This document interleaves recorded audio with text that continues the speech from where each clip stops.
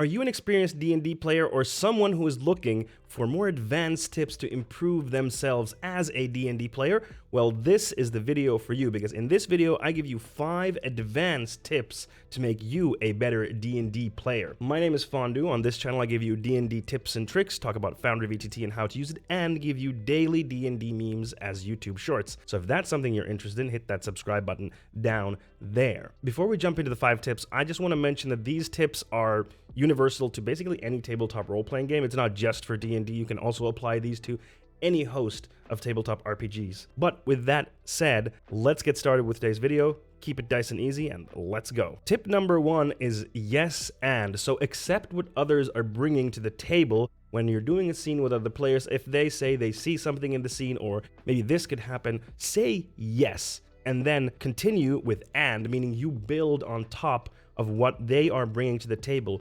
This way, you create a much better and more better flowing dynamic between you and the other players, and the scenes will feel better when you are all accepting of each other's ideas, and you'll find scenes and places that the campaign goes that you wouldn't have thought about yourself, because you are accepting the story that you are all building together as a group. Coming in at number 2 is listen. This is highly related to the yes and tip just previously, but listen to what the others are bringing to the table and to the scenes and to the campaign, and then build on top of those.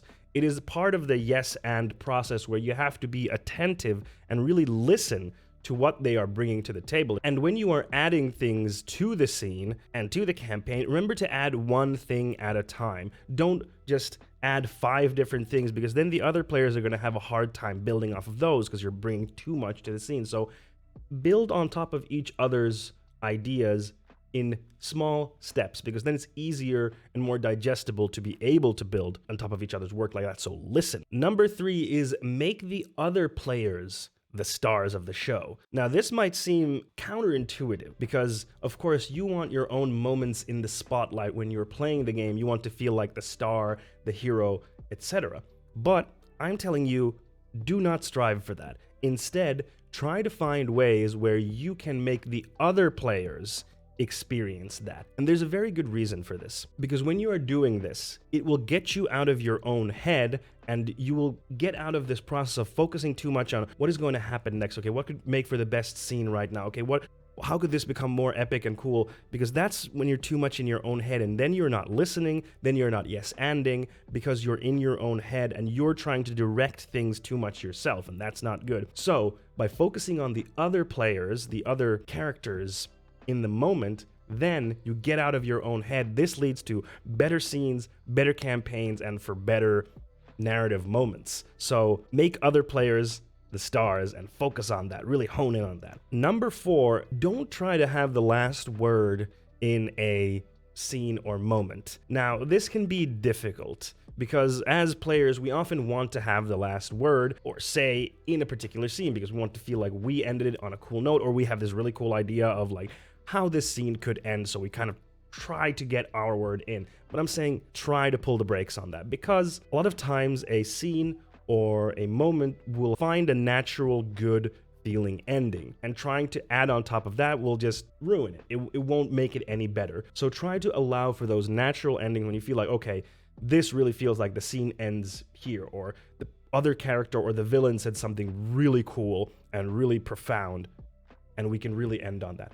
Just let it be. Just take a step back and be like, okay, I'm gonna let the other player or the villain, which would be the DM, to be the star in this case. You see how this all plays together into each other, and resist the urge. It's difficult. Learning how to identify when there is a natural ending to a scene or a moment is difficult, and it will take some time, but try to strive for that. And tip number 5 is that no one owns your story. What I mean by that is, at the table, you or the other players or the DM, you do not own the story, because D&D is a collaborative storytelling effort, and as such, the stories that are born at the table wouldn't be born any other way, because your group brings something unique together, and the whole is greater than the sum of its parts, so to speak. So let the story unfold as you're playing together, and try to see how you can make the story your unique story at your table, and by your, I mean your group. I don't mean you as an individual, and discover this story together as your group. Remember,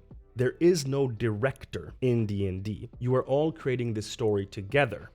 No one owns it, and it wouldn't be the story that it is without your specific group. And there you have it, 5 advanced tips for D&D players to improve themselves as players. You might have noticed a slight theme in all of these. These are all lessons that I learned in improv theater, and I have been able to transfer over to D&D and my other tabletop role-playing game efforts as well. These lessons have very much resonated with me, and I've kept them close to heart ever since I learned them many years ago. Let me know what you thought about these tips. What tips would you give that are more advanced tips for D&D players, or any other tabletop role-playing game for that matter? And if you enjoyed this video, hit the like and subscribe buttons down there. That really does help me more than you would think. And I stream on twitch.tv/funwithfondue every Monday and Wednesday at 6 p.m. Eastern European Standard Time. That is twitch.tv/funwithfondue. On the screen now, you're going to see another video of mine, which I definitely recommend you should check out. Thank you very much for watching this video. I appreciate it very, very much. Have a great holiday season. Keep it Daizanisi, and I will see you in the next one. Bye-bye.